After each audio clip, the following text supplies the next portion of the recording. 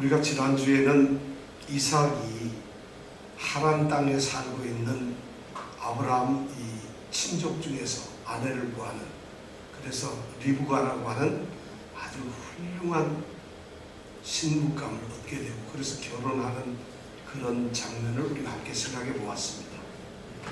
24장에 그런 내용을 기록한 이유는 이제 이삭이 결혼을 했다는 것은 한 가정을 이루었다는 것입니다. 그렇게 함으로 말미암아 아브라함이라고 하는 그 아버지의 세대는 끝이 나고 새로운 세대인 이삭의 세대로 이제 새로운 시대가 열린다는 것을 우리에게 지금 말하고 있는 것입니다. 그러니까 창세기에서 아브라함의 이야기는 24장에서 이제 끝이 난다는 이야기입니다. 그리고는 25장 우리가 오늘 함께 생각할 말씀 가운데서 아브라함이 드디어 죽음을 맞이합니다. 우리는 오늘 아브라함의 죽음과 그 아브라함에게 내렸던 하나님의 축복들, 그리고 아브라함의 죽음을 통해서 오늘 우리에게 하나님은 무엇을 원하고 계시는가, 이런 것을 한번 생각해 보려고 합니다. 우리가 오늘 말씀을 7절부터 10절 말씀을 우리가 함께 읽기를 원합니다. 7절부터 10절까지 읽겠습니다. 다 같이 읽겠습니다. 아브라함의 향년이 175세라. 그가 수가 높고 나이 많아 기운이 지나여 죽어 자기 열조에게로 돌아가매 그 아들 이삭과 이스마엘이 그를 마므레 앞 해족속 소알의 아들 에브론의 밖에 있는 막벨라 굴에 장사하였으니 이것은 아브라함이 해족속에게서 산 밭이라. 아브라함과 그 아내 사라가 거기 장사되니라. 아브라함이 지금 몇 살에 죽었습니까? 몇 살요?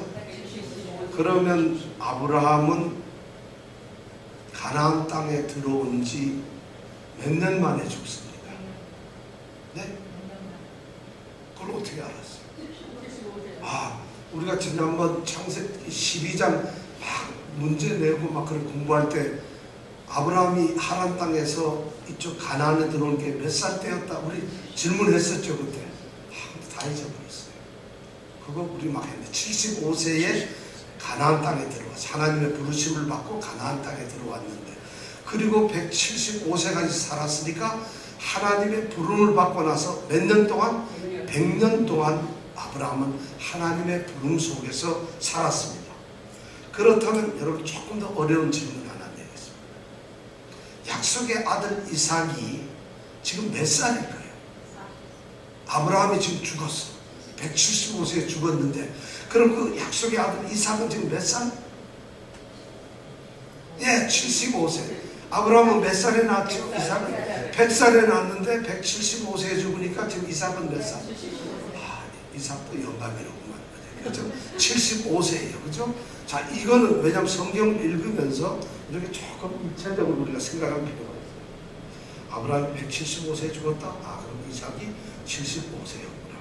그러면 하나 더 어려운 걸로 이번에 문제를 해보겠습니다. 아브라함의 아내 사라가 죽은 지 몇 년 됐을까요? 네, 37년, 8년. 보통 한 38년 정도 됐을 거라고. 왜냐하면 사라가 몇 살에 죽었죠? 127세에 죽었어요. 맞습니다.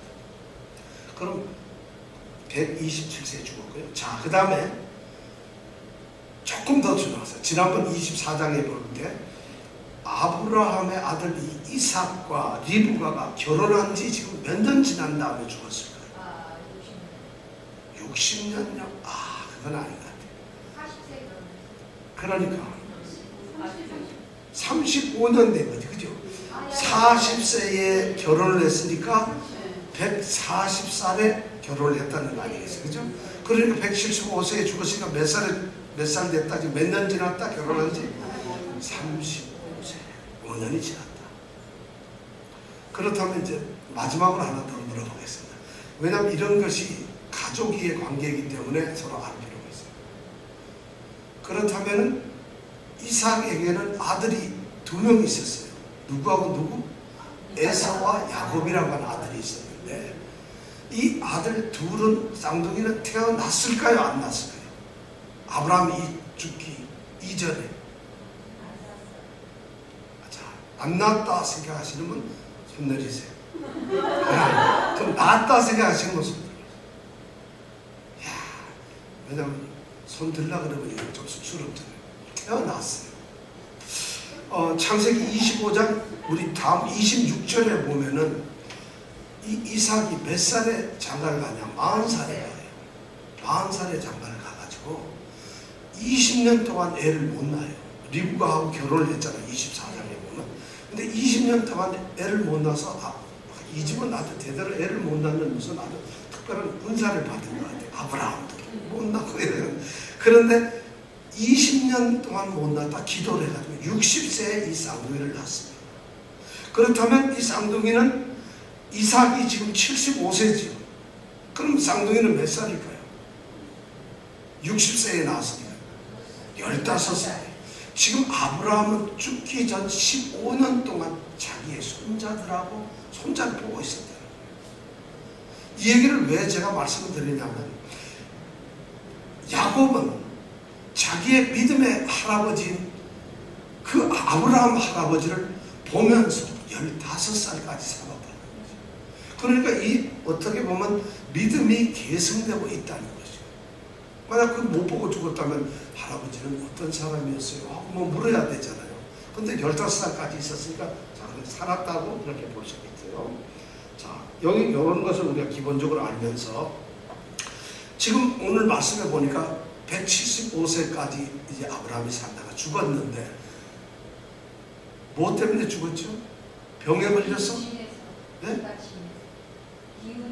예, 병에 걸린 것도 아니고 수가 높고 나이가 많아서 기진해서 진이 다 해가지고 그러죠. 이게 완전히 어떻게 보면 살 만큼 충분하게 살고 힘이 빠져서 175세에 죽었다. 그래서 죽고 난 다음에 이스라엘 사람들은 어떻게 죽은 것을 뭐라고 표현을 하는가 하면 자기 열조라는 건 여러 모든 조상들이란 말이에요. 조상들에게로 돌아갔다. 조상들에게로 돌아갔다는 얘기는 이스라엘 사람들은 죽음 다음에 삶이 있다고 생각을 하는 거예요. 그래서 이 조상들이 다 죽었지만은 조상들이 살고 있는 그것으로 누가 아브라함이 갔다. 이렇게 생각을 좀 하고 있습니다. 자, 아브라함의 그럼 여러분들에게 이제 궁금한 것이 있는데 100년 동안 아브라함은 가나안 땅에 들어와서 하나님이 부르셨기 때문에 들어와가지고 100년 동안 살았어요. 우리는 지금 아브라함에 대한 공부를 6개월 동안 했습니다. 그러면 거의 아브라함에 대해서는 박사까지는 안 돼도 아브라함 그러면 뭐 척척척척 아셔야 됩니다. 그렇죠? 6개월을 아브라함에 대해서 매주 화요일날 듣기 싫을 정도로 아브라함에 대해서 6개월 동안 2월 둘째 주일서부터 제가 아브라함 설교를 했기 때문에 이 공부를 했기 때문에 지금 6개월 동안 우리가 아브라함에 대해서 자, 아브라함에 대해서 여러분 한 10초 동안만 찾아서 생각나는 거 아주 중요한 거 몇 개만 좀 합니다. 자, 뭐가 생각납니까? 아브라함 하면 아브라함의 이야기는 창세기 12장에 하나님이 아브라함을 부르세요.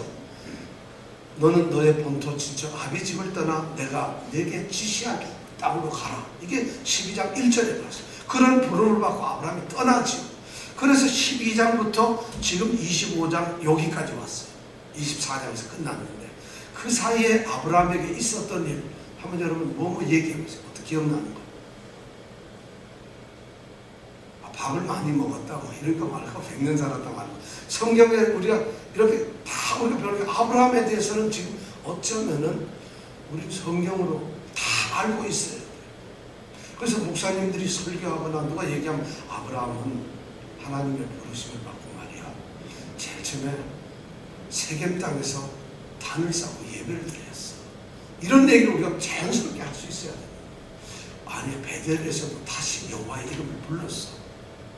근데 있잖아 아브라함이 애굽 땅에 내려갔거든. 왜 내려간 줄 알아? 기근이 났어. 그래서 내려갔는데 거기 가서 무슨 일을 했는 줄 알아? 자기 아내 사라를 갖다가 여동생이라고 속였어. 이런 거 기억나시죠? 여러분 다 그죠? 자, 그럼 애굽의 왕은 누구죠? 애굽의 왕은 바로라고 합니다. 바로, 이 말은 애굽의 왕의 이름이 바로가 아니라 왕을 부를 때 왕의 칭호가 바로 바로라고 합니다. 나는 애굽의 바로다. 이 말은 애굽의 왕이다. 근데 이거는 성경의 가장 기초인 ABC의 기초의 기초인데 우리는 그걸 알아야 돼. 애굽의 왕은 뭐라고 한다고요? 바로. 바로가 누구냐? 애굽의 왕이다. 그런데 이렇게 여동생을 핑계해서 자기 아내 사라를 여동생이라고 핑계한 데가 애굽 왕 바로 앞에서도 한 번 했지만 또 한 번 했어요. 어디서? 네. 누구? 아비멜렉이라고 하는 사람. 아비멜렉은 어디의 왕일까요? 그랄 땅의 왕이었어요. 그랄은 이 블레셋 족속들이 좀 살고 있었어요. 그러니까 그랄 땅에서 그 블레셋 족속에 다스리는 그 당시 왕을 또 칭호 부를 때 아비멜렉이라고 그랬어요. 그러니까 그랄 땅에 있는 왕은 누구라고요? 아비멜렉. 여호와는 나의 왕이시다. 이런 말이에요. 아비멜렉. 자, 그랄 땅의 왕은 누구? 바로는 어디의 왕? 네? 애굽의 왕. 아비멜렉은 어디의 왕? 그랄. 이거 알면은 굉장히 많이 우리가 아는 거죠. 그 다음에 또 아브라함에 대해서 우리가 뭐냐? 아는 게 뭐가 있을까요? 아브라함이 싸움을 한 적이 있죠. 318명의 자신의 그 가족, 가신들을 데리고 소돔 조카 롯이 살고 있는 소돔을 공격해서 소돔 성에서 롯을 체포해 갔을 때 그 엘람 왕을 비롯한 4대 연합군에 대해서 추격을 해서 다 죽이는 일이 있었죠. 이런 거 기억나죠, 여러분? 네, 맞습니다. 그리고 돌아오는 길에 누구를 만났다? 예루살렘, 그 살렘이라고 하는 곳에 또 왕을 만납니다. 그 왕 이름이 뭐? 멜기세덱. 자, 멜기세덱은 어디의 왕? 살렘, 예루살렘의 왕. 자, 이제 그럼 왕의 칭호가 3개가 나왔어요. 예루살렘의 왕은 누구? 멜기세덱. 애굽의 왕은 누구? 야, 그랄의 왕은 누구? 야, 이거 줄긋기 하면 다 맞추셔야 돼요. 왕의 칭호가 그렇다. 이 셋만 알면 창세기 이분 공부 굉장히 많이 하셨군요. 들어갑니다. 자고 셋을 알면 되겠고요.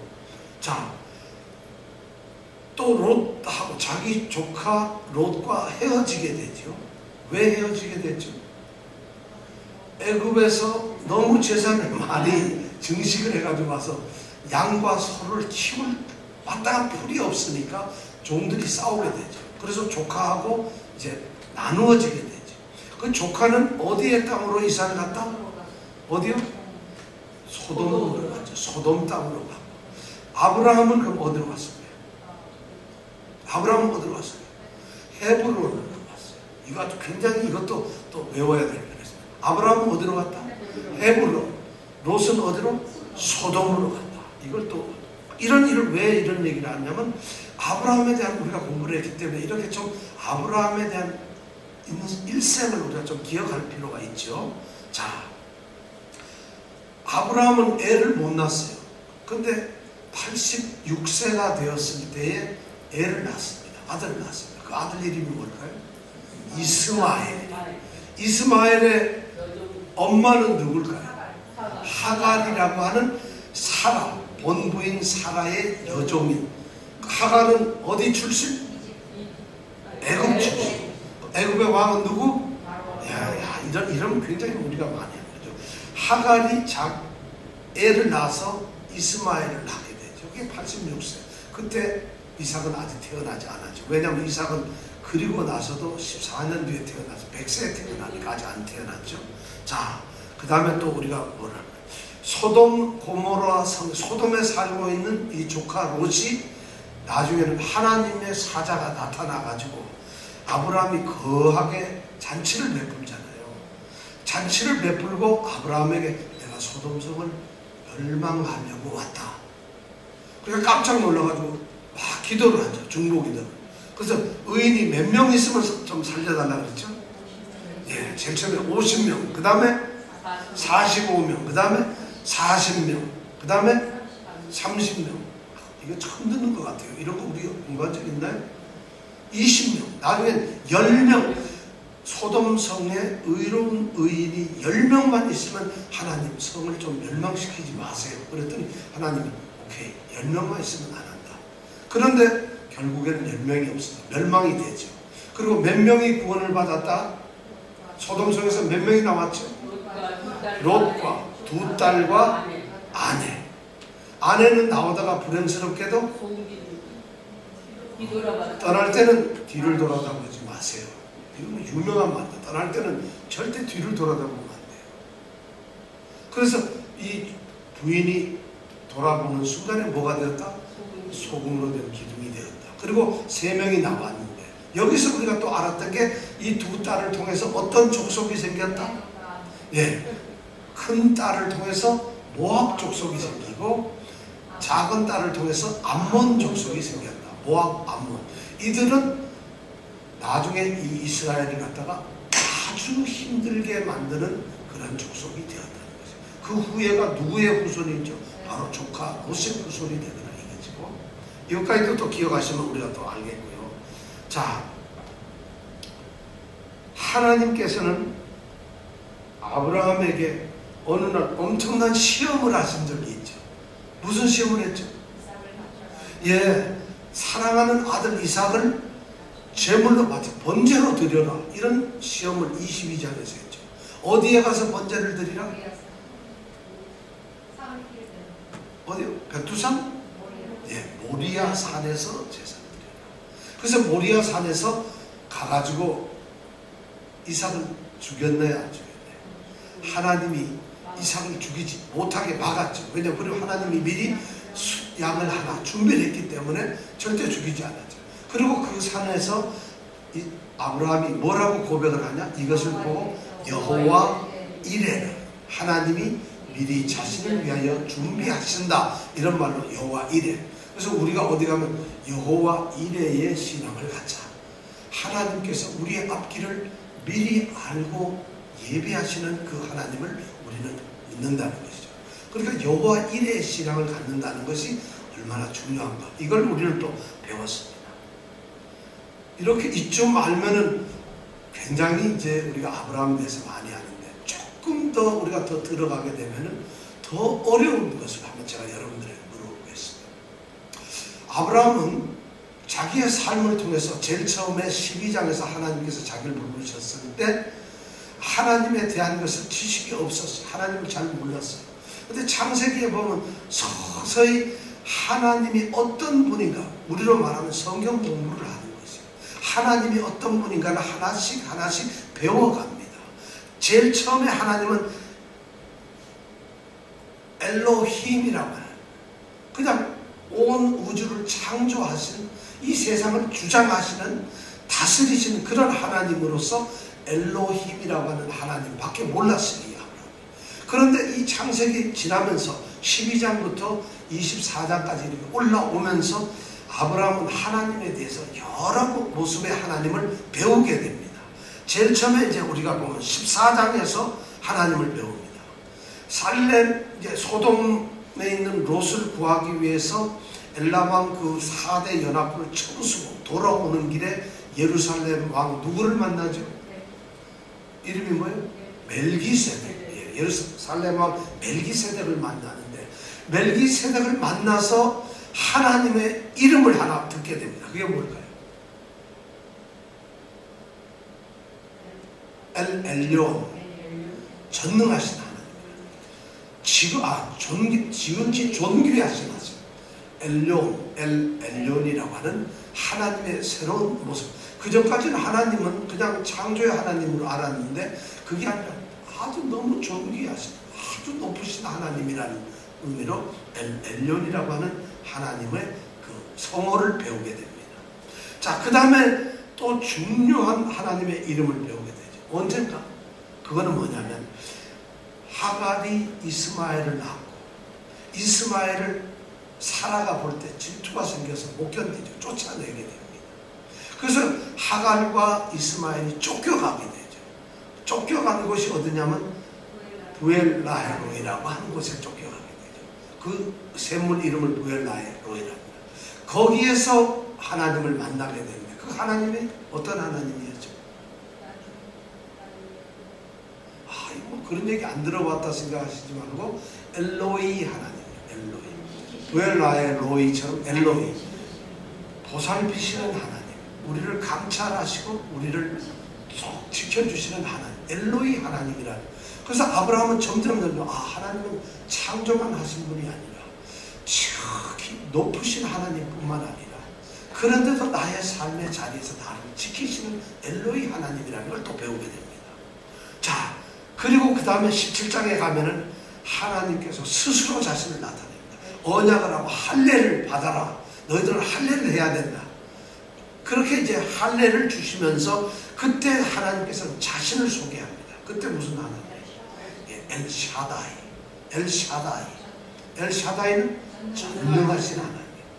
자, 우리는 제일 처음에 창조주 하나님, 그 다음에 지극히 높으신 존귀하신 하나님, 우리를 지키시고 보호하시고 인도하시는 하나님. 드디어 이제 네 번째 어떻게? 엘샤다이. 전능하신 하나님. 우리를 지키시는데 그 하나님은 너무 전능하신, 모든 것을 능히 하실 수 있다. 모든 것을 만드신 분이었고 가장 높으신 하나님인데 그분이 우리를 지키시는데 실수가 없이 완전히 모든 것을 해내실 수 있는 전능하신 하나님입니다. 이걸 아브라함은 배우면서 점점 하나님을 누리게 되는 것이죠. 그리고 마지막으로 이제 21장에 가면 아브라함이 마지막으로 또 하나님을 하나 배웁니다. 그건 뭘까요? 아비멜렉, 그랄 땅에 있는 아비멜렉하고 이제 계약을 체결하죠. 어디서 계약 체결하죠? 부엘세바에서 계약을 하죠. 그래서 서로 약속을, 당신 종들이 말이야 우리가 우물 파면 맨날 뺏어가고 그래서 뭐 이런 얘기 하면서 드디어 그래? 그럼 미안한데 너희들 만들어 이 땅에서 살아라. 그렇게 해서 부엘세바라고 하는 데서 살게 되죠. 부엘세바라는 말은 무슨 뜻이라고 했죠? 7개의 우물 또는 약속의 우물이라고 합니다. 바로 부엘세바에서 에셀 나무를 심으면서 이 하나님을 또 배우게 돼요. 거기서 하나님은 누굴까요? 엘올람. 엘올람. 엘올람이라고 하는 하나님은 어떻게?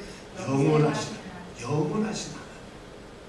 우리가 이렇게 보면은 뭐 다 아는 거잖아. 존귀하신 하나님, 영생, 영원하신 하나님. 아브라함은 하나님의 부름을 받았지만 하나님에 대해서 잘 몰랐어요. 알 수가 없잖아요. 가르쳐 주는 사람이 없는데 이렇게 하나님을 하나하나 배워가면서 하나님이 내 여러 가지 모습, 이름을 깨닫게 되는 거예요. 그래서 우리로 하여금 그 하나님, 영원하신 하나님, 전능하신 하나님, 인도하시는 하나님, 이런 것을 우리로 하여금 깨닫게 해요. 아브라함은 굉장히 자신의 믿음을 통해서 믿음의 후손들이 우리에게 이런 걸 알게 하셨다는 것이죠. 자, 그리고 아브라함은 또 한 큰 일을 했어요. 사라가 죽고 난 다음에 무슨 일을 했죠? 그렇죠. 사라를 장사 지내기 위해서 막벨라 굴 땅을 사게 되죠. 에브라라고 하는 사람을 통해서 그 밭을 사게 되고 그 굴을 사게 되죠. 그래서 아브라함이 하나님이 약속하신 이 가나안 땅에 제일 처음으로 자기 이름으로 된 토지대장을 갖게 된다는 거죠. 다른 그 전까지는 그냥 살기만 했어요. 하나님이 약속의 땅이니까 아니 뭐 가나안에 우리가 산다 이랬는데 드디어 사라가 죽게 되면서 막벨라 굴이 있는 그 밭을 내 돈 주고 사서 법적으로 그것이 나의 땅이 되는 거예요. 약속하신 가나안 땅의 일부분이긴 하지만 상징적으로 이제 가나안 땅이 아브라함의 땅이 되는 모습을 우리에게 보여준다는 것입니다. 자, 이런 모든 모습을 우리가 생각하면서 6개월 동안 배운 게 아브라함의 모습이에요. 제가 순서대로 말씀을 안 드렸습니다만 아브라함의 일생은 바로 그런 모습을 통해서 하나님과 가까워지고 하나님과 같이 살았어요. 그런데 그 아브라함이 175세에 죽습니다. 그리고는 아브라함이 장사 지내죠. 9절 10절에 보면 장사를 지내는데 어디서 지내요? 자, 9절 10절 한번 같이 읽어볼까요? 시작.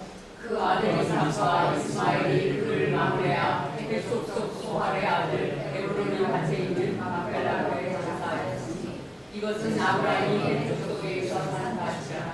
아브라함과 그 아내 사라가 거기 장사하니라. 네, 굉장히 중요한 말씀을 9절 10절에서 하고 있어요. 아브라함의 일생을 다 지나고 난 다음에 7절에서 보고 8절에서 보면 아브라함의 죽음에 대해서는 너무 간단하게 끝내버리고 말아요. 하나님의 부름을 받은 믿음의 조상인 아브라함이 100년 동안 하나님과 동행하면서 살았는데 그 아브라함이 만약 죽는다 그러면 우리 같으면 죽음에 대한 이야기가 한 창세기를 25장, 26장, 27장 한 3개장 정도는 써야 돼요. 왜냐하면 아브라함이 죽었으니까 그 죽음에 대해서 여러 가지를 써야 될 텐데 하나님이 말씀하시는 이 성경은 말이죠. 아브라함의 죽음에 대해서는 아주 간단해요. 나이가 많이 들어서 힘 다 빠져서 죽었습니다. 아니 유명한 사람 얼마 전에 노 무슨 사람이 하여튼 자살을 해서 죽었는데도 3일째 하면서 신문마다 뭐가 어떻고 해서 무슨 노법이나 별 얘기가 다 나오잖아요.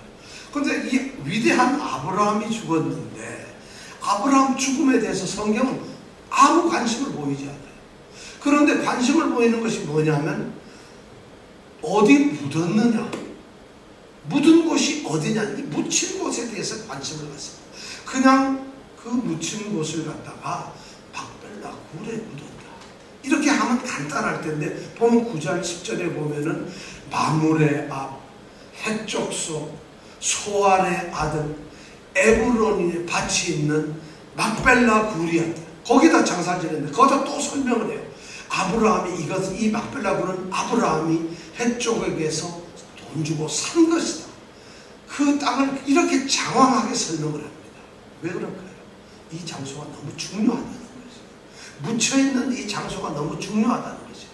죽음에 대해서는 구체적으로 쓸 필요가 없었지만 묻힌 이 장소에 대해서는 이렇게 기록을 하는 이유는 뭐냐면 바로 아까 말씀드린 이 땅이 그만큼 소중하다는 거예요. 이 땅이 이것이 바로 가나안 땅이고 그리고 이 땅이 바로 너희 열족뿐만 너희 자손 대대로 너희들이 가져야 될 너희들의 땅이다. 하나님이 아브라함에게 약속하신 그 땅이 바로 이 땅이라는 것을 강조하기 위해서 이 땅을 이렇게 얘기합니다. 그러니까 보면은 자 최초 소유의 땅이긴 하지만 이 막벨라 굴이 어디에 있습니까? 1. 베델 2. 세겜 3. 브엘사 4. 헤브론 어디고요? 예? 다 헤브론에 있어요. 헤브론 마물의 성술이 딱 나오면 헤브론 물론 세겜 땅에도 있고 하지만은 자 여기에서 했다는 이 헤브론이라는 도시가 이 성이 얼마나 중요한가를 우리에게 말을 해주는 거예요. 여기에 먼저 누가 묻히느냐? 오늘 보니까 먼저 사라가 죽었을 때 사라를 바로 이 땅을 사가지고 거기다 묻었어요. 아브라함이 죽으니까 아브라함을 또 거기 묻어요. 아브라함과 사라는 부부고 열국의 아버지고 열국의 어머니예요. 이 두 사람의 부부를 거기다 그러니까 자기네 조상을 제일 처음 1대 조상을 거기다 묻습니다. 그리고 성경이 그 다음 넘어가면은 그 다음에 이삭과 리브가를 거기다 묻습니다. 아들 이삭하고 그 아내 리브가가 바로 이 막벨라 굴에 묻힙니다. 그리고 그 다음 더 가면 이삭의 아들 야곱과 야곱의 첫 번째 부인 레아 사랑했던 라헬이 아니라 그냥 속아서 결혼한 첫 번째 부인 레아가 바로 그 이 막벨라 굴에 묻힙니다. 3대에 거쳐서 이 6명이 바로 어디에 묻히냐? 바로 헤브론 땅에 묻힙니다.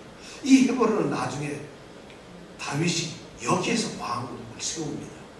헤브론에서 왕이 됩니다. 이 다윗이. 그리고 이스라엘이라고 유대 왕이라는 큰 예루살렘을 이제 정복하게 되고 그리고 왕이 되죠. 이런 거 보면 헤브론이 너무 중요한 땅이기 때문에 이렇게 얘기를 합니다. 그래서 그것을 강조하고 그러니까 유대인들 이스라엘 사람들은 모세가 쓴 이 창세기 25장의 이 9절 10절을 읽으면은 그 사람들은 모세 때도 그렇고 모세 때의 사람들은 이렇게 생각해요. 우리의 선조 조상들이 묻혀있는 것. 다윗 시대 사람들은 다윗이 왕을 묻혀있는 것. 다윗 후손 사람들은 우리가 그 다윗 왕이 최대의 그런 강대국을 세운 것. 이런 인식이 바로 이 헤브론 땅 막벨라 굴에 있기 때문에 그래서 이 묻힌 곳을 성경은 장황하게 그리고 아주 구체적으로 기록을 하고 있다는 것이죠. 자 이렇게 해가지고 기록을 했고 그 다음에 두 번째 또 중요한 이 장사 지내는 일에서 아주 중요한 것이 있어요. 9절을 한번 같이 읽어볼까요? 시작. 그 아들 이삭과 이스마엘이 예. 자 장사를 지내는데 누가 장사를 지내나요? 이스마엘이 등장을 해요. 이스마엘은 이미 쫓겨나가지고 여기 같이 살질 않아요. 쫓겨났어요. 이삭만 살고 있어요. 아브라함하고. 그런데 약속의 아들인 이삭이 아버지를 장사 지내는 것이 아니라 이스마엘까지 와가지고 같이 장사를. 죽음이 되니까 자손들이 다 모인다. 이런 차원이 아니에요. 이 말에는 굉장한 의미가 있다는 거죠. 이스마엘이 축출됐지만은 역시 아브라함의 아들이라는 씨라는 거예요. 그래서 그럼 이스마엘은 어디 족속의 조상이 됐다고 그랬죠? 아랍 족속. 요새 우리가 말하는 베두인들, 아랍인들의 조상이 바로 이스마엘인데, 아랍인들도 요즘에 중동 사람들도 자신들의 최초 조상을 누구로 생각한다? 아브라함으로 생각한다.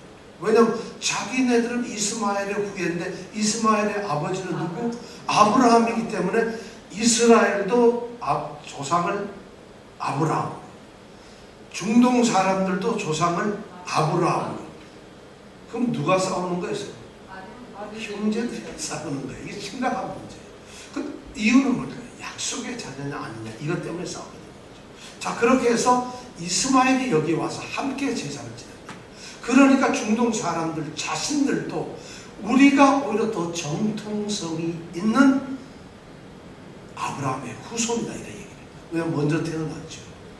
여기서 보면 대우도 똑같이 그렇죠. 쫓겨날 때도 하나님이 축복해서 내가 너를 큰 민족을 이루게 하겠다. 너희들로 축복을 내리겠다. 하나님 축복 다 받았어. 축복도 받았지. 또 장사 지낼 때도 왔지. 아들이지. 그러니까 아랍 사람들, 중동 사람들이 아브라함의 후손이라는 것에 대해서 조금 더 의심하지 않는다는 거예요. 그런데 서로가 알력을 가지고 있다는 거예요. 이것이 이제 오늘날의 문제죠. 자, 이런 사실을 우리가 여기에서 발견할 수가 있어요. 저는 이삭만 장사를 지낼 줄 알았는데 이스마엘이 장사에 참여를 했다는 거예요. 이것이 아주 대단한 일이에요. 자, 이렇게 해가지고 아브라함은 이제 죽었습니다. 이제 아브라함의 이야기는 더 이상 안 나옵니다. 여러분들이 아브라함을 좀 더 읽어보셨으면 좋겠고요.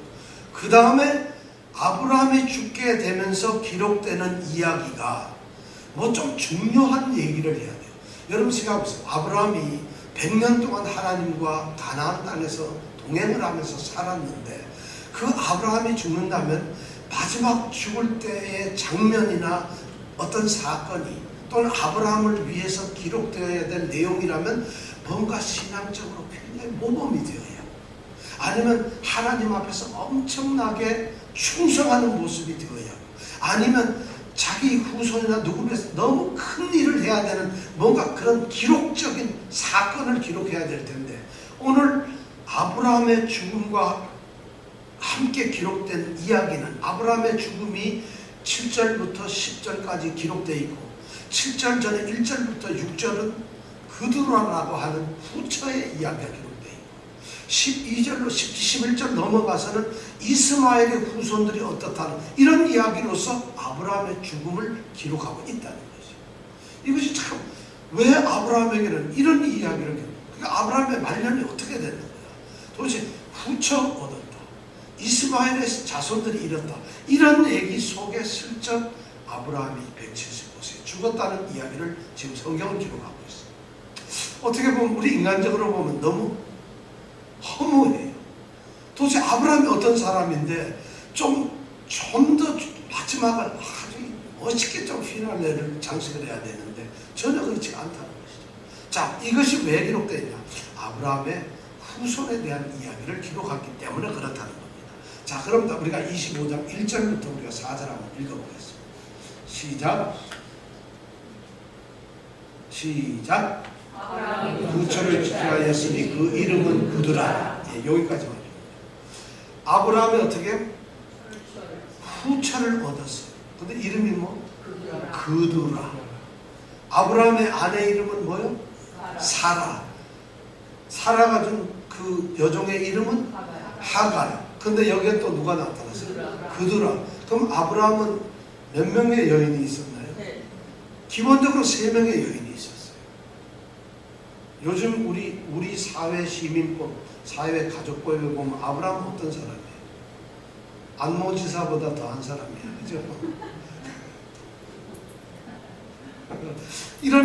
이건 근데 성경에 버젓이 기록해놓고 아브라함의 죽음과 동시에 이것을 그두라가 후처로도 있었다는 이 얘기를 기록해요. 그리고 그두라 이래보면 그두라가 아들을 몇 명 낳냐면 6명을 낳았어요.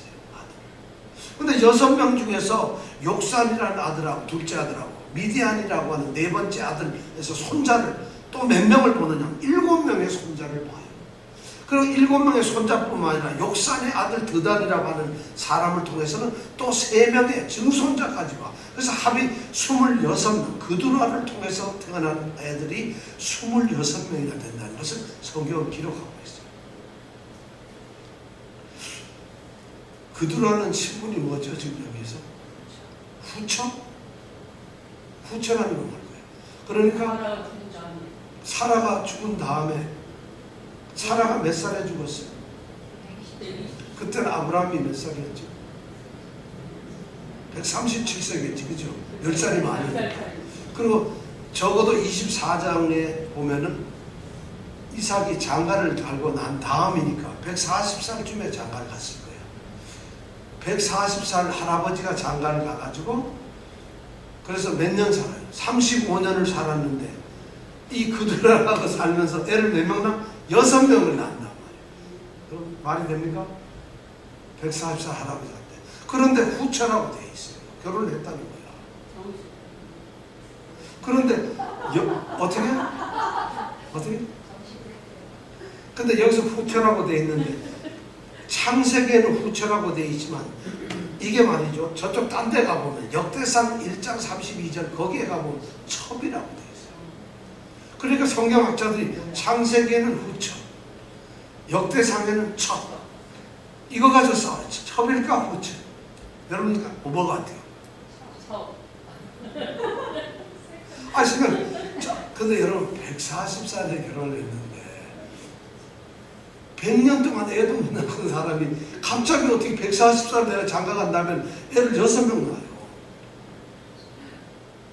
그렇죠. 그리고 거기서 낳고서 아브라함이 적어도 죽을 때는 상당히 애들이 많았다는 얘기, 그죠? 근데 이게 가능할까요? 후처인지 첩인지 성경학자들이 이걸 가지고 막 다투는데 그 막 해결을 이렇게 하더라고요.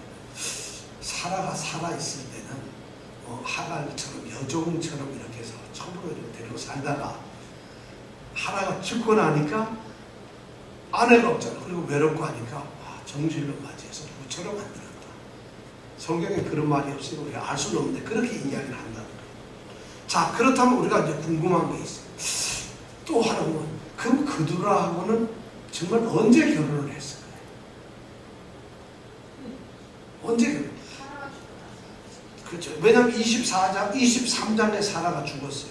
그리고 24장에 이삭이 장가를 가서 아내를 얻었어요. 그리고 25장에 그두라가 딱 등장하는 걸로 봐서 이삭이 장가까지 가고 난 다음에 이삭이 부엘라헤로이로 리브가를 데리고 와서 사니까 혼자 이렇게 헤브론에 적적하니까 아내를 얻었다. 그래서 그두라를 얻어가지고 열심히 사랑해서 애를 6명이나 낳았다. 그럼 여러분 그러니까 성경학자들 중에서 두 파로 나눠지는 거예요. 그렇게 바로 성경의 순서대로 보면은 틀림없이 사라가 죽고 그 다음에 결혼한 이후에 다시 결혼한 거다. 이렇게 말을 합니다. 근데 우리가 궁금한 건 140살에 결혼해서 35년 동안에 다 늙고 이제 이랬는데 어떻게 애를 이렇게 많이 낳을 수 있었을까? 그러니까 믿음이 좋으신 이런 신학자들은 하나님께서 다산의 능력을 주셨다. 그래서 제가 뭐냐면 100세에도 애를 낳는데 그건 가능하겠죠. 근데 그건 좀 설득력이 조금 떨어집니다. 그래서 또 대다수의 성경학자들은 성경은 연대 순서로 기록된 게 절대 아니라는 거예요. 여러분이 기억해야 될 게 성경은 있잖아요. 역사서가 아니니까 1년서부터 촉촉 해가지고 이렇게 기록된 게 아니에요. 만약 여러분 이것이 그렇게 기록되었다고 한다면은 25장 7절에는 뭐예요? 아브라함이 죽었잖아요. 175세. 여기에 기록이 되면 안 돼요. 아브라함은 야곱과 에서가 태어나가지고 15살 될 동안 살아있어요? 안 살아있어요? 그러면 에서와 야곱이 태어난 25장 이 뒤에 19절에서 26절 그 뒤에가 기록이 되어야 돼요. 왜냐하면 죽은 게 나중이니까. 역사적으로 기록된 건 절대 아니라는 거예요. 그러니까 의미에 있어서 그 시간적인 시간표대로 기록된 것이 아니라 전혀 다르게 기록돼요. 자, 그렇다면은 아이를 어떻게 이렇게 낳을 수가 있었느냐? 그러면 생각할 때는 아브라함이 사라가 죽고 난 다음에 결혼을 한 것이 아니라 그 전에 이미 알아서 애를 낳고 이랬다. 그래가지고 죽고 나서 부처로 맞아들였다. 이것이 또 오히려 설득력이 있을지 몰라요. 그러면 이제 궁금한 게 하나 생겨요. 이거 100세까지 애를 못 낳는데, 애를 못 낳잖아요. 그런데 어떻게 그전에는 이렇게 애를 많이 낳을 수가 있습니까? 그렇죠. 그럼 우리는 또 이렇게 생각을 할 수가 있어요. 아브라함이 애를 못 낳는 게 아니라 사라가 애를 못 낳는 거예요. 왜냐하면 사라가 하갈을 아브라함에게 줬더니 주자마자 애를 낳아버려요. 그죠? 누굴 낳아? 이스마엘을 낳는다는 거예요. 그러니까 그냥 이건 제 생각입니다. 이건 성경학자들이 이런 말 절대 안 하더라고요. 근데 내가 가만히 생각해 보니까 약속의 아들인 이삭은 사라에게서 낳아야 하는데 하나님은 특별한 뜻을 가져서 일부러 이것이 굉장히 기적적이고 약속은 말이죠. 하나님께서 정말 약속으로 낳게 하는 아들이라는 것을 보여주기 위해서 너희들이 사람의 생각이나 사람의 건강이나 사람의 어떤 욕정에서 나는 게 아니라 약속이라는 걸 확실히 하기 위해서 도저히 애를 낳을 수 없는 100세까지 기다렸다가 낳게 하시는 거예요. 하나님. 그래서 사람들 알고 이삭 그러면 사람은 도저히 낳을 수가 없어. 그 몸이 사라의 태도 죽었고 아브라함도 죽었어. 그런데도 애를 낳더라. 이게 뭐냐? 약속이기 때문에 하나님이 전능하셔서 했다. 이걸 하기 위해서 사라가 90세, 아브라함이 100세에 낳는 거지. 그런데 그거 아니고 아브라함은 다른 여자를 만약 만나다면 하갈을 통해서 금방 애를 낳는 걸로 봐서는 다른 사람에서는 생사를 많이 했을 거예요. 그렇다면은 이 그들라도 그때 어떤 만난 물레방아에서 만난 어떤 종이 아니겠나. 그러면 얼마든지 애를 낳을 수 있죠. 더군다나 이 성경 말씀 강원 6절에 보면 말이죠. 이 25장 6절에 보면 자기 서자들에게도 이런 말이 나와요. 아브라함이 자기 서자들인 게 뭐예요? 이삭을 제외한 모든 다른 애들이에요. 근데 우리 성경에 보면 자기 서자들 이렇게 되어 있지만은 성경 원문에 보면은 자기 첩들에게서 낳은 아들들에게 이렇게 되어 있어요. 그러니까 첩들이래요. 첩에게서가 아니라 첩들이야. 그러니까 첩이 그렇죠. 몇 명인지 몰라도 첩들이야. 그래 아들들이야. 성경은 첩의 이름을 다 쓸 필요가 없는 거예요. 왜냐하면 성경에서 이름이 기록이 안 되어 있다서 사람이 없는 건 아니잖아요. 그럼 이 첩들이 아브라함에게는 성경에서는 조금 더 있었을지도 모르는 거예요, 사실. 왜 이런 일이 생각되는가? 그렇게 우리는 볼 수밖에 없는 거죠. 그래서 첩들의 아들들에게, 그러니까 첩들도 복수, 아들들도 많고, 이렇게 해서 이제 아브라함. 그러니까 제 생각으로 봐서는 이건 틀림없이 사라가 죽기 전에 애를 낳았을 수도 있겠구나. 근데 성경은 아브라함과 사라에게 초점을 맞추다 보니까 애를 못 낳는 거지. 하갈이 애를 낳는 걸로 봐서는 약속이 아닌 자식들은 얼마나 낳을 수가 있다. 그래서 이걸 이렇게 나눌 수 있지 않겠나. 저는 나더러 그렇게 생각합니다. 그 다음에 12절부터 18절까지에는 이스마엘에 대한 이야기가 나옵니다. 1절부터 6절까지는 이 그두라의 후손에 대해서 나오고 12절부터 18절까지는 이스마엘의 후손에 대해서 나옵니다. 그 사이에 바로 7절부터 11절까지가 아브라함의 죽음에 대해서 이야기를 기록하고 있다는 거죠. 자, 이스마엘의 후에는 이스마엘은 애를 갖다가 12명을 낳아요. 아들을 12명. 그래서 이 12명이 전부 다 아주 다 큰 민족을 이룰 정도로 큰 방백이 되었다고 얘기를 합니다. 이스마엘이 12명을 낳았어요. 근데 이스라엘 족속들은 몇 명의 형제죠? 12명이. 누구의 아들들이죠? 이삭의 아들이 12명이고 그렇죠. 야곱의 아들이죠. 그러면 이스마엘하고는 학렬의 형제가 누구예요? 이삭이죠. 근데 이스마엘은 벌써 12를 낳아서 키워. 근데 이삭은 겨우 애들 쌍둥이밖에 못 낳았어요. 그리고 야곱이 그 밑에 가야 12를 낳아. 그럼 이쪽 소위 말해 이스마엘, 이 아랍 족속이 한 대 더 먼저 빨라가지고 이미 자손들이 더 성공을 하고 있어요. 더 그 당시 흥행해서 그 당시 중동이나 이쪽 지역을 오히려 그 사람들이 장악하고 있어요. 하나님의 사람들의 눈에서 보면은 이스마엘 족속인 12방백이 훨씬 더 하나님과 가까운 거예요. 왜냐하면 하나님이 축복을 내려서 번영하죠.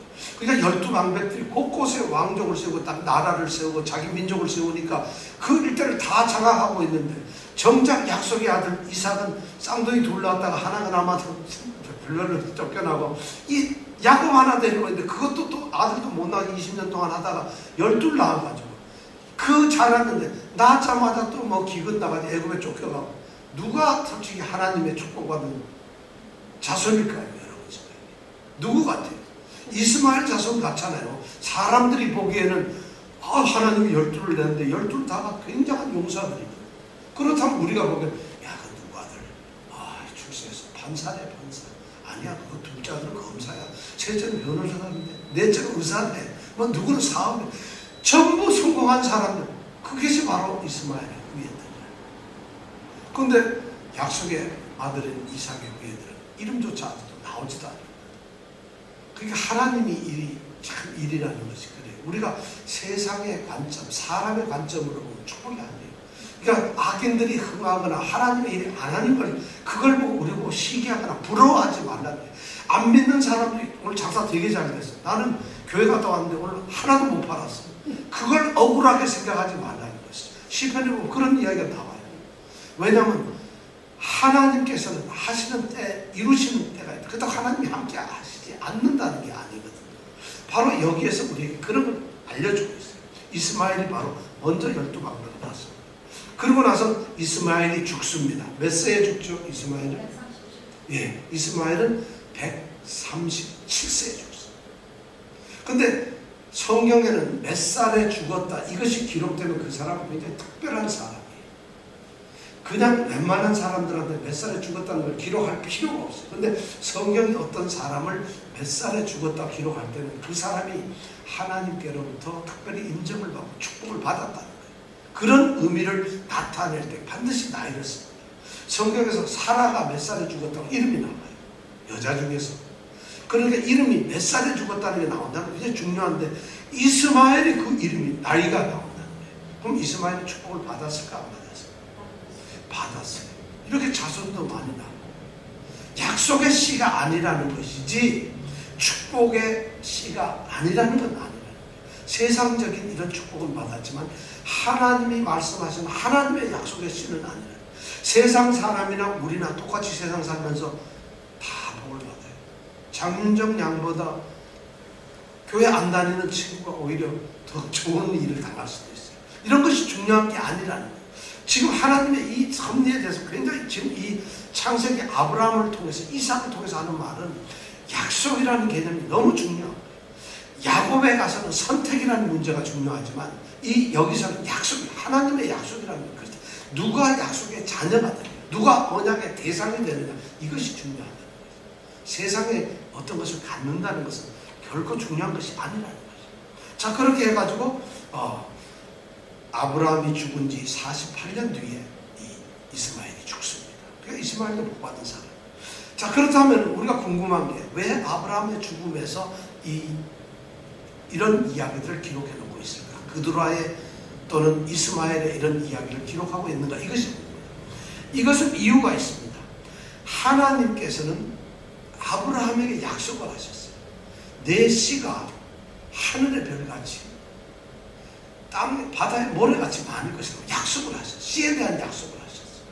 그런데 그 씨에 대한 약속이 이루어졌다는 것을 지금 알려주기 위해서 그드라나 이스마엘의 자손의 이야기를 이렇게 하는 겁니다. 그러면 똑같은 씨냐 다르다는 거예요. 약속의 씨냐 아니면 육신의 씨냐 하는 거예요.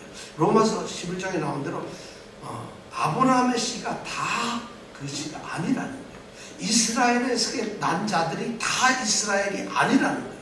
그러니까 약속의 자녀가 아니라는 것은 이걸 분명하게 됩니다. 그러니까 여기 보면은 1절에 2절에 보면은 아브라함이 후처를 얻었는데 그드라를 낳았는데 그두라가 낳은 아들을 말이죠. 그가 낳았다. 이렇게 됐어요. 다시 말해서 그두라가 낳은 아들이라는 얘기예요. 그렇게 표현을 합니다. 그 다음에 이스마엘한테 가보면 12절에 보면 뭐라고 되어 있냐면요. 이스마엘의 아들들의 이름은 이러하다고 하죠. 사라의 여종 애굽인 하갈이 아브라함에게 낳은 아들 이스마엘. 이렇게 이스마엘이 그렇게 소개를 해요. 뭐냐면 하갈의 여종 애굽인 여인, 그리고 그 하갈이 누구를? 아브라함에게서 낳은 아들. 아브라함에게 낳은 아들. 이스마엘은 그렇게밖에 얘기를 안 해요. 근데 이삭에 대해서 얘기할 때 보면 9절에 보면 뭐라고 하냐. 그 아들 이삭. 그라는 게 뭐냐. 아브라함의 말이에요. 아브라함의 아들 이삭. 그 다음에 또 11절에 보면은 아브라함의 죽은 후에 하나님이 그 아들 이삭. 아브라함의 아들 이삭이 벌써 호칭이 나요. 아브라함의 아들과 누구의 무슨 낳은 뭐 그두라가 어떻게 이런, 그러니까 세속적인 이런 아들과 후손과 언약의 아들인 이삭 차별이 있었거든요. 그런데 하나님께서는 바로 어떻든 이 아브라함에게 이렇게 많은 육신의 후손을 허락하셨다. 하나님의 약속은 신실하게 하나님이 지키신다는 걸 우리에게 얘기를 하고 있고요. 그 다음에 두 번째 우리가 중요하게 여기서 알 수 있는 것은 그러한 하나님의 약속을 아브라함은 철저하게 지켰다는 겁니다. 아브라함이 지킨 것 중에 신앙 중에 가장 이 25장에 이렇게 우리가 보면서 아브라함이 죽었는데 정말 그두라와 이스마엘 그 사이에 끼어서 정말 어떻게 보면 엉터리 이상하게 죽은 것처럼 우리가 되겠지만 실제로 보면 여기 중요한 말이 있습니다. 5절하고 6절 말씀을 한번 우리 같이 읽어보겠습니다. 5절 6절 말씀 시작. 아브라함이 이삭에게 자기 모든 소유를 주었고 자기 서자들에게 주를 주어 자기 순전의 그들로 자기 아들 이삭을 떠나 동방으로 동부로 가게 하였다. 네, 중요합니다. 여기서 먼저 재산의 상속 문제가 나옵니다. 5절에 보니까 아브라함이 이삭에게 뭘 줬어요? 모든 소유를 줍니다. 다시 말해 유산을 주는데 전부 다 주는데 누구에게?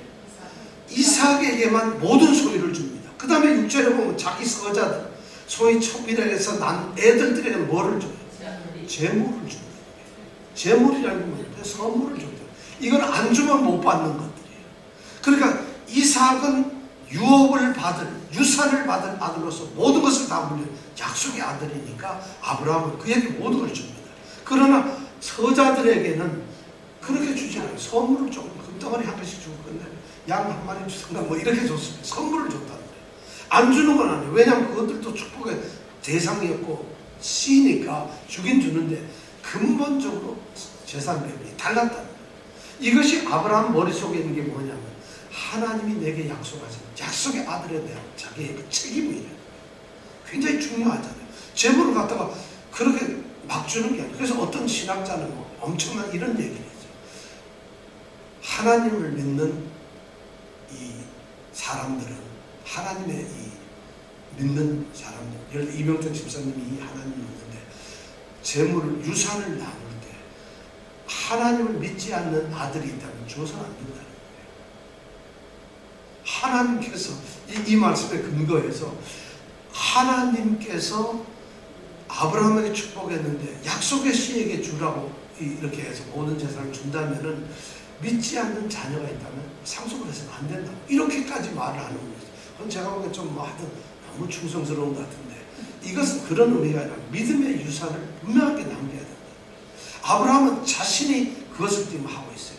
자, 재산의 약속이 그렇고 그 다음에 아브라함이 또 했던 것은 중요한 게 뭐냐면 그들은 분명하게 약속의 아들을 지키는 것도 있지만 그 다음에 보호하는 게 있어요.